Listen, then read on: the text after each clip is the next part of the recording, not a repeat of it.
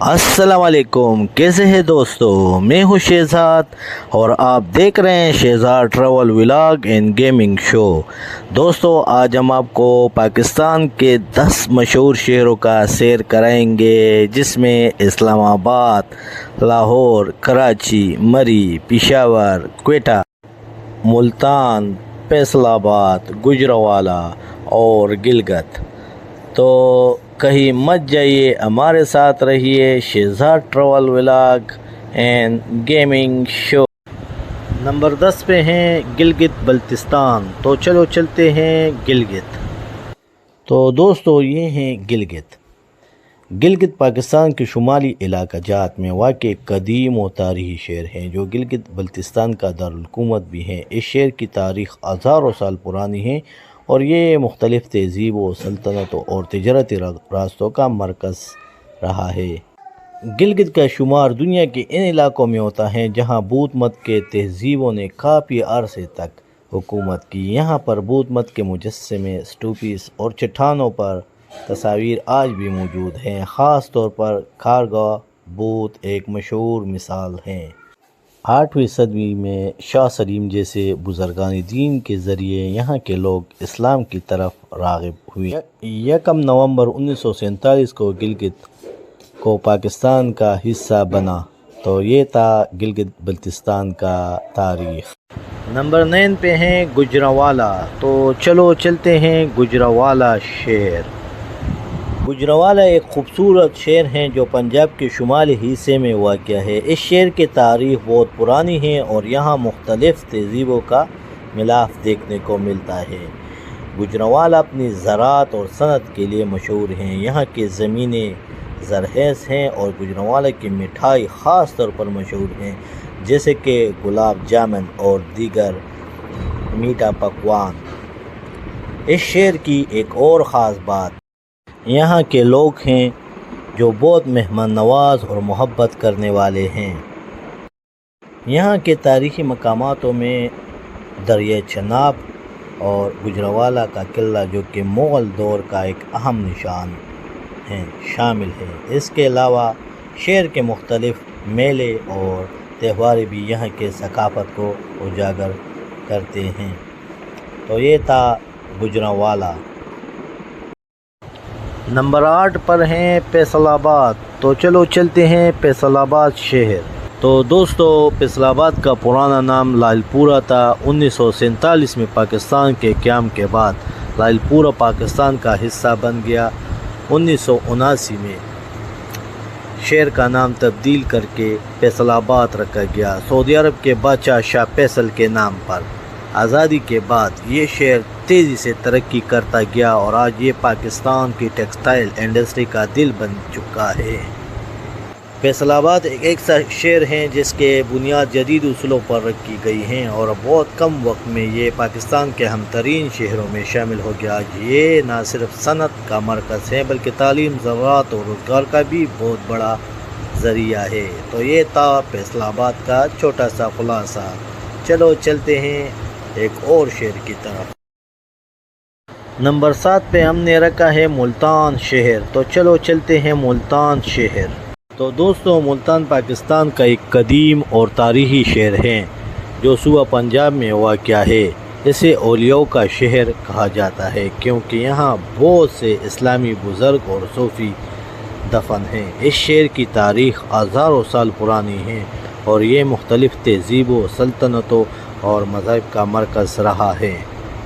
ملتان کی تاریخ تقریباً 5000 سال پرانی ہے۔ یہ شہر قدیم وادی سندھ کے تہذیب کا حصہ ہے۔ اسے سورج دیوی پوجا کا مرکز بھی سمجھا جاتا ہے اور یہاں ایک مشہور سورج مندر موجود تھا۔ 7ویں صدی عیسوی میں عرب سپہ سالار محمد بن قاسم نے ملتان کو فتح کیا اور اسی دور میں اسلام پھیلنا شروع ہوا۔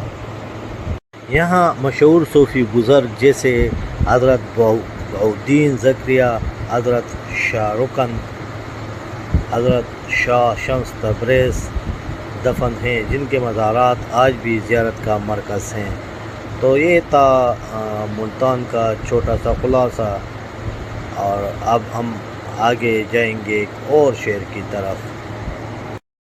نمبر 6 پہ ہیں کوئٹہ، تو چلو چلتے ہیں کوئٹہ۔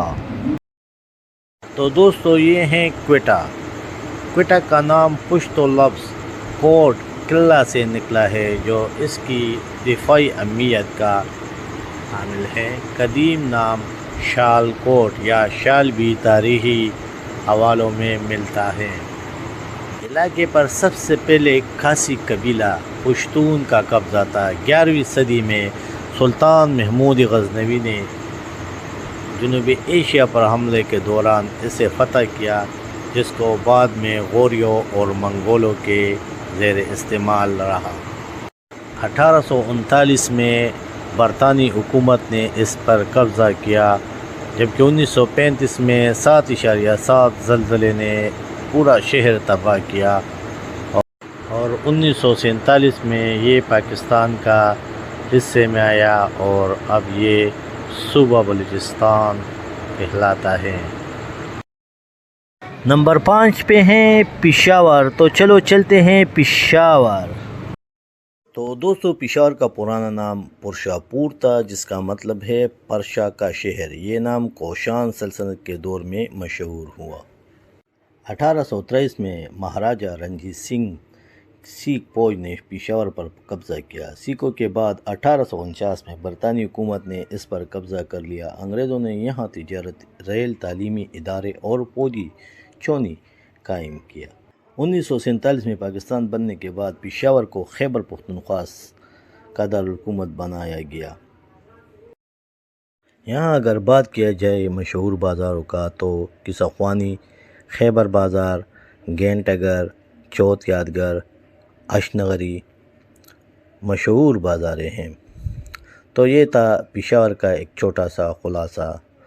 تو چلو چلتے ہیں ایک اور شہر کی طرف۔ تو دوستو نمبر 4 پر ہیں مری، تو چلو چلتے ہیں مری کی طرف۔ مری پاکستان کے صوبہ پنجاب کا ایک خوبصورت پہاڑی مقام ہے، جو راولپنڈی سے تقریباً 60 کلومیٹر کے فاصلے پر واقع ہے۔ یہ مقام سطح سمندر سے تقریباً 7,500 فٹ بلند ہے اور اپنے خوشگوار موسم، دلکش نظاروں اور قدرتی خوبصورت کی وجہ سے سیاحوں میں بے حد مقبول ہیں۔ مری کا پرانا نام مار ہی تھا، جو مقامی زبان میں ایک پہاڑی چرگاہ کے لیے استعمال ہوتا تھا۔ اس علاقے میں گجر اور دیگر مقامی قبائل آباد تھے، جو مال مویشی پالنے اور زراعت سے منسلک تھے۔ 1851 میں برطانوی حکومت نے مری کو ایک ہل اسٹیشن کے طور پر قائم کیا اور یہاں برطانوی افسران گرمی و آرام کے لیے آیا کرتے تھے۔ 1947 کے بعد مری پاکستان کا حصہ بن گیا اور یہ مقام عوامی سیاحت کے لیے کھول دیا گیا۔ یہاں ہر سال ہزاروں سیاح آتے ہیں، خاص طور پر گرمی اور برف باری کے موسم میں۔ آج مری پاکستان کا مشہور ترین سیاحتی مقام ہے۔ یہاں کئی خوبصورت مقامات واقع ہیں، جیسے نیو مری، بورین، کشمیر پوائنٹ، مال روڈ، مری ہلز۔ یہ مقام نہ صرف ملکی بلکہ غیر ملکی سیاحوں کے لیے بھی کشش رکھتا ہے۔ تو یہ تھا مری کا چھوٹا سا خلاصہ۔ ایک اور شہر کی طرف جاتے ہیں، تو چلو چلتے ہیں۔ نمبر 3 پہ ہیں کراچی، تو چلو چلتے ہیں کراچی کی طرف۔ تو دوستو کراچی پاکستان کا سب سے بڑا شہر، تجارتی اور صنعتی مراکز اور بحر عرب کے کنارے واقع ایک اہم بندرگاہی شہر ہے۔ اسے پاکستان کا معاشی دارالحکومت بھی کہا جاتا ہے۔ کراچی کی تاریخ بہت قدیم ہے۔ اس علاقے کا پرانا نام کلوچی تھا، جو ایک چھوٹا ماہی گیروں کا گاؤں تھا۔ کہا جاتا ہے کہ ماہی کولاچی نامی ایک عورت یہاں ماہی گیروں کی بستی بسائی، جسے بعد میں کولاچی جو گوٹ کہا جانے لگا۔ وقت گزرنے کے ساتھ ساتھ اس بستی کا نام بگڑ کر کراچی بن گیا۔ 1839 میں انگریز فوج نے کراچی پر قبضہ کیا اور 1843 میں اسے مکمل طور پر برطانوی سلطنت میں شامل کر لیا گیا۔ یہاں 2 بڑی بندرگاہیں واقع ہیں، کراچی پورٹ اور پورٹ قاسم۔ کراچی کو روشنی کا شہر بھی کہا جاتا ہے۔ تو یہ تھا کراچی کا چھوٹا سا خلاصہ۔ چلو ایک اور شہر کی طرف چلتے ہیں۔ نمبر 2 پہ ہے لاہور، تو چلو چلتے ہیں لاہور شہر کی طرف۔ تو دوستو لاہور پاکستان کا دوسرا بڑا شہر اور صوبہ پنجاب کا دارالحکومت ہے۔ اسے دل والوں کا شہر بھی کہا جاتا ہے، پاکستان کا ثقافتی مرکز بھی کہا جاتا ہے۔ لاہور کی تاریخ ہزاروں سال پرانی ہے اور یہ ہمیشہ سے علم، فن، سیاست اور ثقافت کا گہوارہ رہا ہے۔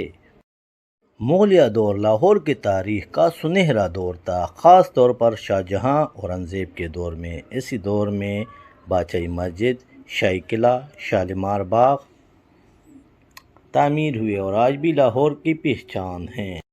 1799 میں لاہور پر مہاراجہ رنجیت سنگھ نے قبضہ کیا اور اسے سکھ سلطنت کا دارالحکومت بنایا۔ بعد میں 1849 میں برطانوی حکومت نے لاہور پر قبضہ کر لیا اور اسے اپنی حکمرانی کے ایک اہم مرکز بنا دیا۔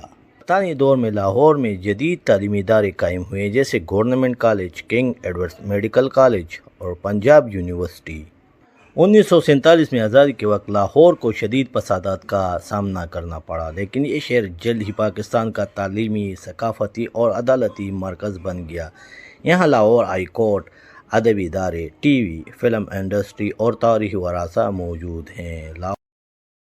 اور نمبر 1 پہ ہیں اسلام آباد، تو چلو چلتے ہیں اسلام آباد کی طرف۔ تو دوستو اسلام آباد پاکستان کا خوبصورت، منظم اور جدید دارالحکومت ہے۔ یہ شہر سرسبز پہاڑوں، کشادہ سڑکوں اور پرامن ماحول کی وجہ سے جانا جاتا ہے، مگر اس کی تاریخ دیگر پاکستانی شہروں کی طرح صدیوں پرانی نہیں بلکہ نسبتاً نئی ہے، لیکن اس کی اہمیت بہت گہری ہے اور قومی سطح پر مرکزی ہے۔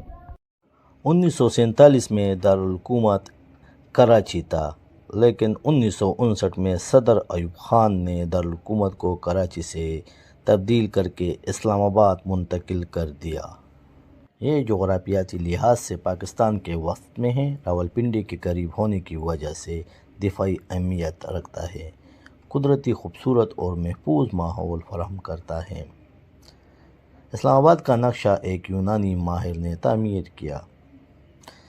1960 میں شروع ہوئی اور اسے مختلف سیکٹر FGHI میں تقسیم کیا گیا۔ یہ شہر مکمل طور پر منصوبہ بندی کے تحت بنایا گیا، جو پاکستان میں ایک نئی روایت تھی۔